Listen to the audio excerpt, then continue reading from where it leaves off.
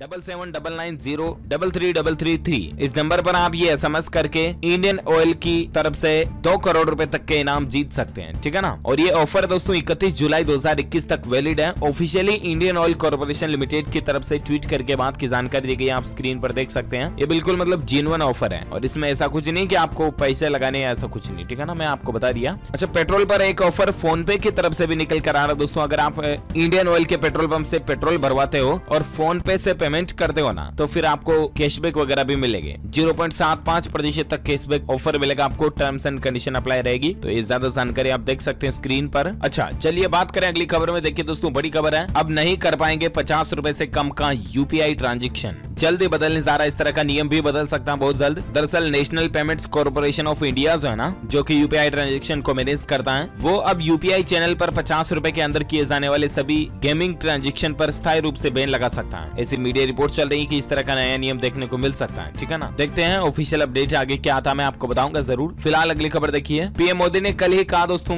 पश्चिम बंगाल की मुख्यमंत्री सीएम ममता बनर्जी से उन्होंने पूछा, वो जो मसला हुआ था अभी कुछ दिन पहले, पीएम मोदी ने कहा था, आपको पता होगा, दीदी ओ दीदी। पीएम मोदी ने जो बात कही थी ना, इस पर सीएम ममता का यह कहना है कि उन्होंने उनको गाली दी। तो उस पर पीएम मोदी का कहना है कि ये शब्द भी अगर गाली है, दीदी ओ दीदी अगर गाली है, तो जो आप मुझे बोलती हैं वो क्या है, वो साला वगैरह या ऐसा कुछ भी बोलती हैं। तो पीएम मोदी ने एग्जाम्पल भी दिए थे। तो ये तो कुछ राजनीतिक चर्चाएं चल रही है, ज्यादा कंट्रोवर्सी में अपन नहीं चलते हैं और सीधे आगे बढ़ते हैं अपन फिलहाल अगली खबर में। तो देखिए अगली खबर, भारतीय स्टेट बैंक एसबीआई की तरफ से ई मुद्रा करके एक लोन योजना है, ठीक है ना। उसके तहत आप अपने बिजनेस, काम धंधे, कारोबार करने के लिए 50,000 रुपए तक का लोन ले सकते हैं, वो भी बिना किसी डॉक्यूमेंट्स के। अगर आपका भी एसबीआई में करंट या सेविंग किसी भी तरह का अकाउंट है, तो आप छोटे बिजनेस के लिए आसानी से लोन ले सकते हैं, ठीक है ना। इसमें 50,000 रुपए से लेकर अधिकतम 1 लाख रुपए तक का लोन आप ले सकते हैं एसबीआई ई मुद्रा योजना करके। ऑनलाइन भी आप इसके लिए आवेदन कर सकते हैं। आपको आपकी एमएसएमई डिटेल वगैरह देनी है और आसानी से आपको आपका एसबीआई से लोन मिल जाएगा, ठीक है ना। ज्यादा कोई डॉक्यूमेंट्स की फॉर्मेलिटीज भी नहीं करनी इसमें, इसलिए झंझट नहीं है। अच्छा, अगली खबर देखिए दोस्तों, चेक बाउंस को लेकर भी नियम, कानून, कायदे अब बदलेंगे।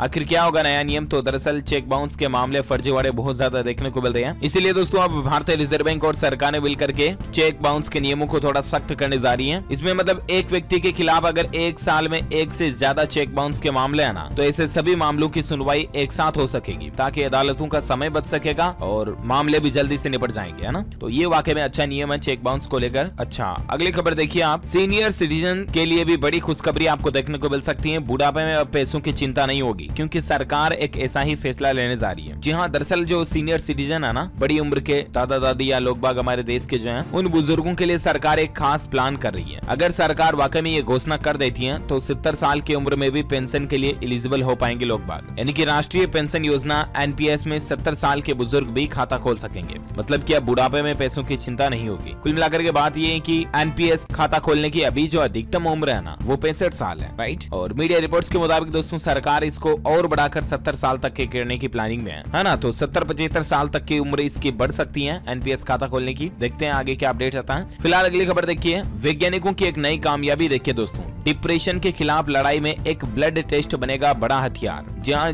आजकल काफी लोगों को डिप्रेशन, अवसाद, तनाव, टेंशन, स्ट्रेस, ये प्रॉब्लम है, राइट। लेकिन इनका पता लगाना अभी मेडिकल साइंस में इतना आसान भी नहीं है। लेकिन अभी जो मेडिकल साइंस में वैज्ञानिकों ने नई रिसर्च हासिल की है ना, उससे ब्लड टेस्ट यानी कि खून की जांच के जरिए किसी पेशेंट की डिप्रेशन वगैरह के बारे में इलाज का पता लग सकेगा। तो ये भी साइंस की अच्छी कामयाबी है वाकई में। और बाकी देश में कोरोना वायरस पर भी बहुत सारी महत्वपूर्ण खबरें हैं, वो भी अपन जानेंगे। फिलहाल और एक इंपॉर्टेंट अपडेट बैंक खाता वालों के लिए देखिए दोस्तों, आज से 14 घंटे काम नहीं करेगा आरटीजीएस, यानी कि आज रात 12 बजे से काउंटिंग शुरू हो चुकी है। 14 घंटे तक सभी बैंकों की आरटीजीएस सेवा बंद रहेगी। हालांकि आप एनईएफटी और आईएमपीएस वगैरह कर पाएंगे। ऑफिशियली भारतीय रिजर्व बैंक आरबीआई की तरफ से ये अपडेट है। तो आरटीजीएस सेवा कुल मिलाकर के 14 घंटे तक बंद रहेगी, ठीक है ना। और इसके अलावा एक खबर देखिए दोस्तों, अपर गंगा कैनाल की सफाई के चलते दिल्ली एनसीआर में 1 सप्ताह तक जल संकट रहेगा। थोड़े नल वगैरह की आपूर्ति कम रहेगी राजधानी दिल्ली में 1 सप्ताह तक, ठीक है ना। अच्छा, अब मौसम समाचार पर नजर डाले थे तो देखिए आप, पश्चिमी विक्षोभ के चलते देश के कई हिस्सों में बर्फबारी और भारी बारिश का अलर्ट है। कई राज्यों में आज भारी बारिश की चेतावनी आ रही है मौसम विभाग की तरफ से। संपूर्ण भारत का 18 अप्रैल 2021 का मौसम पूर्वानुमान आखिर क्या कहता है, तो मैं आपको बता दूं दोस्तों, अगले 24 घंटों के दौरान उत्तर पश्चिम भारत और उत्तर प्रदेश के कुछ हिस्सों में तापमान में गिरावट आ सकती है। इसके अलावा जम्मू कश्मीर, गिलगित बाल्टिस्तान, मुजफ्फराबाद, लद्दाख, हिमाचल प्रदेश, उत्तराखंड और अरुणाचल प्रदेश के कई स्थानों पर हल्की से मध्यम बारिश भी हो सकती है। कुछ और राज्यों में भी बारिश की गतिविधियां देखने देखने को मिल सकती है, आप देख सकते हैं। वहीं पंजाब, हरियाणा और उत्तर प्रदेश के कुछ स्थानों पर धूल भरी आंधी भी चलने की संभावना है। ओके, तो ये तो रहा आज का वेदर अलर्ट। और अब अपन बात करें दोस्तों कोरोना वायरस पर कुछ बड़ी खबरों की। सबसे पहले तो मैं आपको ये बता देता हूँ कि नई कौन कौन सी हस्तियां कोरोना से पॉजिटिव पाई गई है। तो देखिए आप, एक तो कर्नाटक के पूर्व मुख्यमंत्री कुमारस्वामी और उनके बेटे को भी कोरोना हो चुका, वो दोनों ही कोरोना पॉजिटिव आ चुके हैं। खुद उन्होंने ट्वीट करके बात की जानकारी दी है। अच्छा, इनके अलावा खेल मंत्री किरेन रिजिजू भी कोरोना पॉजिटिव पाए गए हैं। उत्तराखंड मुख्यमंत्री के साथ उद्घाटन कार्यक्रम में इन्होंने भी हिस्सा लिया था। साथ ही देखिए दोस्तों, शक्तिमान के डॉक्टर जे कोल, ललित परिमू को भी कोरोना हुआ।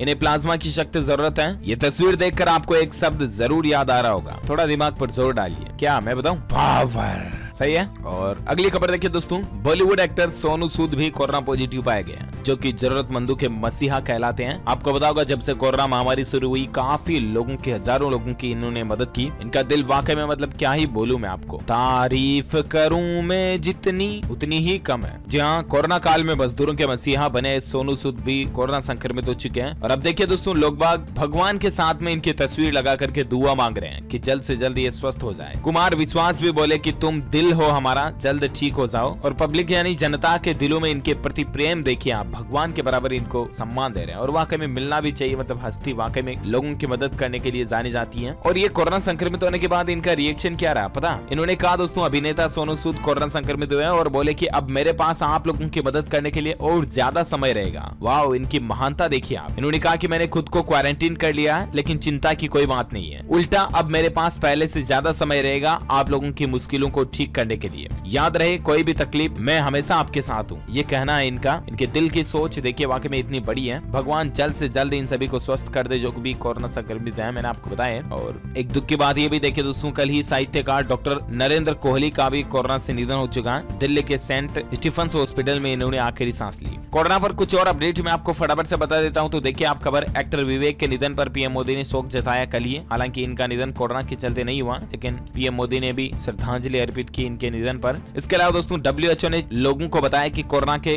दौरान आपको क्या खाना चाहिए और क्या नहीं खाना चाहिए, खास करके आपको डाइट में क्या क्या चीजें शामिल करनी चाहिए। तो WHO यानी कि वर्ल्ड हेल्थ ऑर्गेनाइजेशन का ये कहना है कि आप खाने में खूब सारे फल, सब्जियां, हरी सब्जियां वगैरह ये शामिल करें। आप अपनी डाइट में मछली, अंडा, दूध, मीट वगैरह ये भी शामिल करें अगर आप नॉनवेज काम में लेते हैं तो। बाकी आप अपने इम्यून सिस्टम को ठीक रखने के लिए कम से कम 1 कप फल, 2.5 कप सब्जियां, 180 ग्राम अनाज और 160 ग्राम मीट, सेम वगैरह ये खा सकते हैं। और रोजाना आपको इतनी तो डाइट लेनी चाहिए। इसके अलावा पानी फुल पिए, दबा करके पानी पिए, क्योंकि पानी पीना सेहत के लिए फायदेमंद साबित होता है ना। और एक बड़ी खबर देखिए दोस्तों, मोदी सरकार ने कोरोना में कारगर इन एंटीवायरल ड्रग के दाम घटा दिए। बहुत सारी ड्रग्स के दाम घटाए हैं पीएम मोदी सरकार की तरफ से, जो कि अभी कोरोना माहौल के बीच वाकई में बड़ी राहत की बात है जनता के लिए। रेमडेसिविर इंजेक्शन की दवाएं कीमतें भी घटा दी है, 2000 रुपए तक कीमतों में कमी की गई है। ये लिस्ट आप देख सकते हैं पूरी टेबल में, चार्ट में देख सकते हैं दोस्तों की 7 अलग अलग तरह की ड्रग्स पर रेटों में कितनी कटौती की गई है। पहले के दाम और नए दाम दोनों ही कंपैरिजन आप इस टेबल में देख सकते हैं। तो अभी इस महामारी के दौर में सरकार ने दाम घटाए तो वाकई में आम आदमी के लिए राहत की बात है ना। वही देखिए, कुंभ मेले से एक बड़ी खबर आ रही है। हरिद्वार पहुंचे 175 साधु संत कोरोना पॉजिटिव पाए गए और उसके बाद संक्रमित साधुओं की कुल संख्या बढ़कर 229 हो गई है। इसके अलावा ये साधु संत लौटने पर गुजरात में श्रद्धालुओं का RT-PCR टेस्ट भी कराया जाएगा। मध्य प्रदेश में भी इनको क्वारंटीन किया जाएगा। तो ये कुछ माहौल चल रहा कुंभ मेले का। अच्छा, इसके अलावा देखिए, उत्तर प्रदेश की योगी आदित्यनाथ सरकार की तरफ से भी कोरोना के माहौल पर कुछ बड़े फैसले लिए गए हैं। यूपी में 10 नए ऑक्सीजन प्लांट लगाए जाएंगे, सभी अस्पतालों की जनरल OPD बंद रहेगी। और उत्तर प्रदेश में 10 नए ऑक्सीजन प्लांट भी लगाए जाएंगे ताकि ऑक्सीजन की कमी ना हो, है ना। अच्छा, इसके अलावा देखिए, रोडवेज बसों में सफर करने वाले लोगों के लिए भी योगी सरकार ने नया आदेश दिया है। वहीं अंतिम संस्कार में केवल 20 लोगों के जाने की अनुमति होगी और रोडवेज बसों में आधे सवारी ही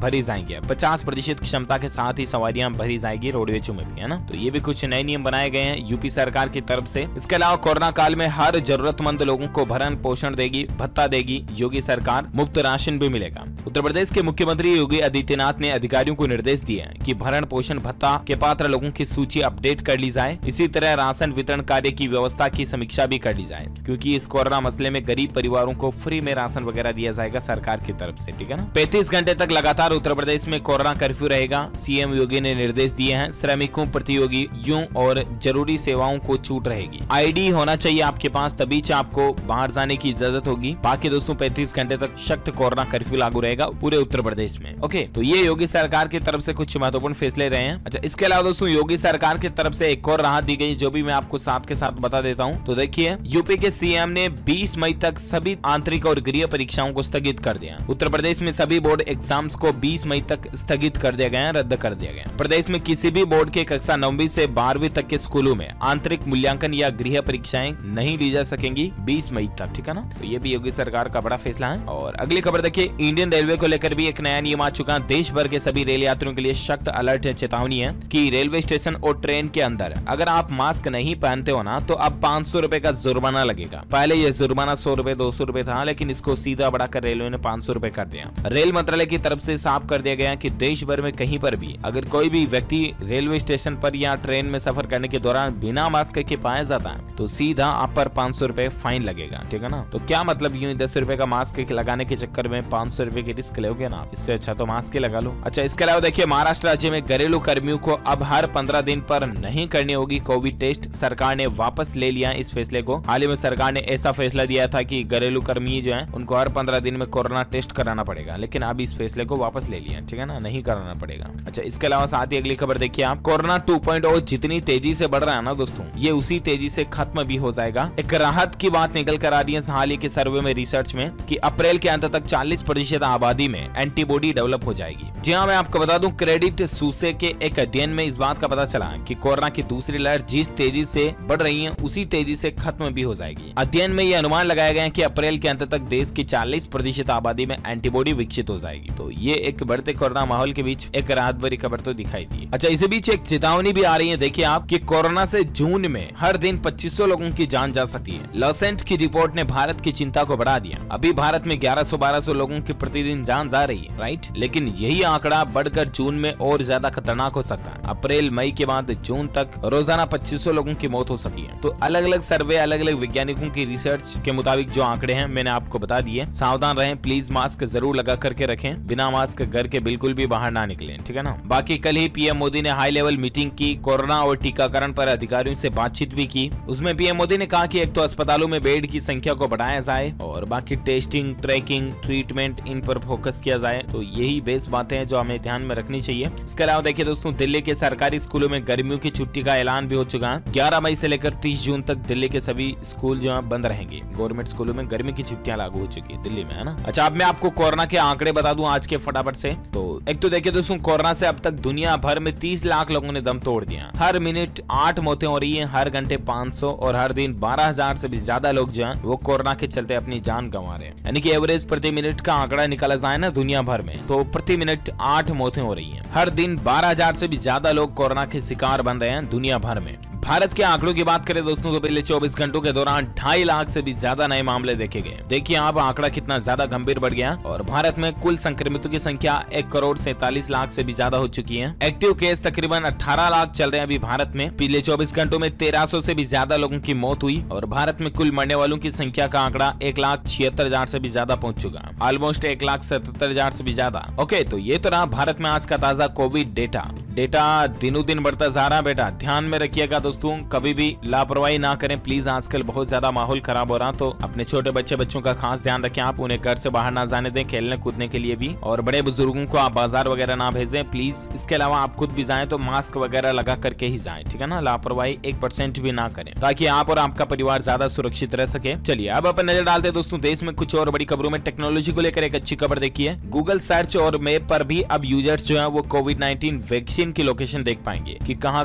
कोरोना की वैक्सीन लगाई जा रही है। इसकी लोकेशन भी अब आपको गूगल मैप में, गूगल सर्च में देखने को मिल जाएगी, है ना। वहीं दोस्तों देखिए, यातायात को नियंत्रित करने के लिए मुंबई पुलिस की एक नई पहल है। प्राइवेट वाहनों पर लगाए जाएंगे 3 कलर कोड वाले स्टिकर। ये देखिए मुंबई पुलिस की तरफ से एक नोटिस जारी किया गया कल ही। सभी ऑथोराइज्ड वाहनों के लिए कलर कोडेड स्टिकर जारी करने का फैसला किया। तो ये मुंबई पुलिस की एक पहल है, देख सकते हैं जानकारी आप। चलिए साथ ही खेल समाचार को लेकर खबर देखिए दोस्तों, T20 वर्ल्ड कप को लेकर बड़ा अपडेट है क्रिकेट प्रेमियों के लिए। इन 9 जगहों पर होंगे मैच। नरेंद्र मोदी स्टेडियम में भी खेला जाएगा फाइनल। जहां भारत में होने वाले T20 वर्ल्ड कप को लेकर एक बड़ा अपडेट सामने आया है। भारतीय क्रिकेट कंट्रोल बोर्ड यानी कि BCCI ने इसकी तैयारियां भी शुरू कर दी हैं। कल ही BCCI की एक बैठक हुई और उसमें यह पता चला दोस्तों की T20 वर्ल्ड कप मैच जो है वो भारत की 9 जगहों पर मैच होंगे और उसमें सबसे बड़ा cricket stadium Narendra Modi stadium भी शामिल होगा। अच्छी बात है। अच्छा, इसके अलावा कल जो IPL का मैच था MI वर्सेस SRH के बीच में मुंबई इंडियंस बनाम सनराइजर्स हैदराबाद के बीच में जो मैच था ना, उसमें हैदराबाद को 13 रन से हार का सामना करना पड़ा। 151 रनों के टारगेट को लेकर हैदराबाद को जीत के लिए 151 रनों की जरूरत थी, लेकिन पूरे स्कोर नहीं बनाने के चलते हैदराबाद को 13 रन से हार मिली। ओके, अगली खबर देखिए दोस्तों, इंडिगो के बाद स्पाइस जेट ने भी चेंज फीस को माफ कर दिया। ग्राहकों को अब ये फायदा मिलेगा। दरअसल हवाई यात्रा करने वाले लोगों के लिए अब कुछ एक्स्ट्रा चार्ज नहीं लेगी ये दोनों ही कंपनियां, इंडिगो और स्पाइस जेट। ठीक है ना, अप्रैल में ये छूट मिलेगी। अच्छा, साथ ही अगली खबर देखिए, सुप्रीम कोर्ट ने अहम फैसले में कहा कि निजी वाहन जो है वो सार्वजनिक स्थल के दायरे में नहीं आते हैं। प्राइवेट व्हीकल जो है वो सार्वजनिक स्थल के दायरे में नहीं आते हैं। अब इस पर एक केस भी हुआ था दोस्तों, जिसमें निचली अदालत ने आरोपियों को 10-10 साल की जेल की सजा सुनाई थी, लेकिन उसको भी सुप्रीम कोर्ट ने कैंसिल कर दिया। इसी एक फैक्ट के बेसिस पे कि निजी वाहन सार्वजनिक स्थल के दायरे में नहीं आते हैं। अब ज्यादा जानकारी आपको तभी समझ में आएगी जब इस वीडियो को पूरा देखोगे। सॉरी, कहने का मतलब वीडियो को पॉज करके खबर को पूरा देखोगे तभी, है ना। अच्छा, बाकी एजुकेशन पर एक लास्ट अपडेट में आपको बता दूं, IBPS ने विभिन्न पदों पर इंटरव्यू राउंड के लिए हॉल टिकट यानी कि एडमिट कार्ड जारी कर दिए हैं। आप ऑफिशियल वेबसाइट IBPS.in पर जाकर के डाउनलोड कर लीजिएगा। ओके, तो दोस्तों ये आज दिन भर की तमाम बड़ी खबरें, मुख्य समाचार, छोटा ब्रेकिंग न्यूज का अपडेट वीडियो, उम्मीद आपको जरूर जानने मिला होगा। वैसे आप मुझे नीचे कमेंट करके बताइए कि 2000 रुपए का जो नोट होता है ना दोस्तों, अभी नए नोटों की रिलीज हुई, उसमें 2000 का जो नोट है सबसे बड़ा नोट भारत में, उसमें 2000 कुल कितनी जगह पर लिखा होता है।